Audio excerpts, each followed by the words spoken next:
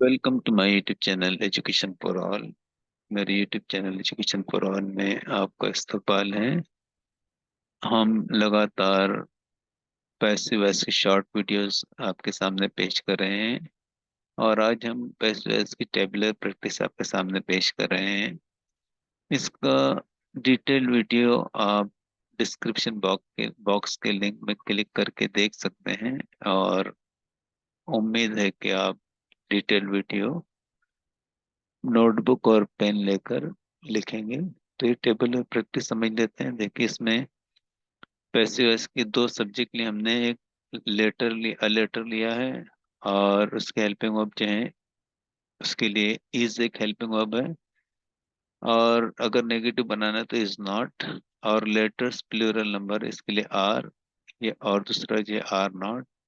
और इसका जो है वर्ब जो है रिटर्न।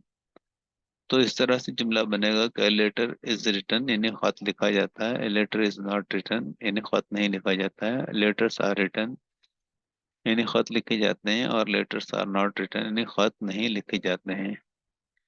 और हर एक के साथ हम सब्जेक्ट भी लगा सकते हैं। A letter is written by me, a letter is written by you, a letter is written by them, a letter is written by him, वगैरह वगैरह।